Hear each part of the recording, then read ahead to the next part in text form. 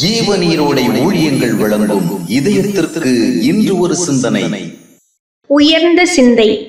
எழுதப்பட்ட வேதாகம சட்டத்திட்டங்களையும் பிரமாணங்களையும் பார்த்து அதன்படி வாழ்வது என்பது வேறு, தேவனுடைய சிந்தையின்படி வாழ்வது என்பது வேறு. சில நேரங்களில் வேத வசனங்களை ஆதாரங்களாக காட்டி நாம் சில செயல்களை நல்லது என்றும் சில செயல்களை தவறானது என்றும் நிதானிக்க முடியும். ஆயினும் சில சூழ்நிலைகளில் ஒரு செயல் பிரமாணங்களின்படி சரி என்று சொல்லப்பட ஏதுவாயிருந்தாலும் தேவ சிந்தையின்படி அது தவறாக இருக்க முடியும். ஆவிக்குரிய வாழ்க்கை என்பது வேத வசனங்களை படித்து அதன் அடிப்படையில் செயல்படுவது மட்டுமல்ல, தேவ ஆவியின் மூலமாக தேவனுடைய உணர்வுகளையும் விருப்பங்களையும் சூழ்நிலைக்கு ஏற்றபடி புரிந்து கொண்டும் செயல்படவும் வேண்டும். லோத்துவை மீட்க சென்றதின் வாயிலாக சோதோம் நாட்டு ராஜாவின் ஜனங்களும் மீட்கப்பட்டு பொருட்களும் மீட்கப்பட்டன. இப்போது சோதோம் ராஜா அதற்கு சன்மானமாக பொருட்களை எல்லாம் ஆபிரகாமே எடுத்துக் கொள்ளட்டும் என்று சொன்னான்.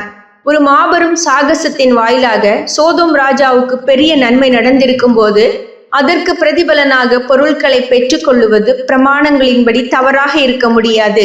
ஆனால் ஆபிரகாம் அவைகளை ஏற்றுக்கொள்ளவில்லை. காரணம் என்ன? அதுதான் தேவ சிந்தை. ஏனென்றால் ஆபிரகாமின் நோக்கம் லோத்துவை மீட்பதே. அதை அவன் சாதித்தான். எனவே ராஜாவிடம் சன்மானம் வாங்குவது பொருத்தமானதல்ல. ஏனென்றால் ஒரு செயல் சரியா தவறா என்பதை விட தேவனுடைய பரிசுத்த நிலைக்கு அது உகந்ததும் பொருத்தமானதும் தானா என்பதே முக்கியம். இரண்டாவதாக, சன்மானம் பெறுவது பாவமோ குற்றமோ அல்ல. ஆனால் அது ஆபிரகாமின் உயர்ந்த கொள்கைக்கு ஏற்றதல்ல. அதன் மூலம் ஆபிரகாம் சோதோம் ராஜாவால் உயர்நிலைக்கு வந்தவன் என்று பின்னர் பிறரால் கூறப்படும் வாய்ப்புகள் உண்டு. ஆனால் ஆபிரகாமிற்கோ தேவனை தவிர வேறொருவரும் தன்னுடைய உயர்விற்கும் ஆசீர்வாதங்களுக்கும் உரிமை கொண்டாடிவிடக் கூடாது என்ற வாஞ்சை இருந்தது. எனவே அவன் சோதோம் ராஜாவினால் வரவிருந்த ஆதாயங்களை நிராகரித்தான். ஆம், சில காரியங்கள் பாவமற்றவைகள்தான், ஆயினும் அவை பரிசுத்தமானவைகள் அல்ல.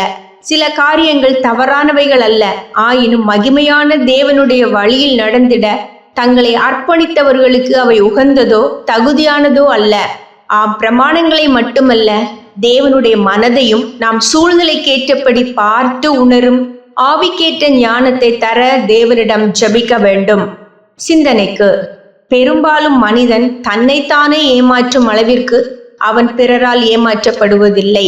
பெரும்பாலும் மனிதன் தன்னைத்தானே ஏமாற்றும் அளவிற்கு அவன் பிறரால் ஏமாற்றப்படுவதில்லை.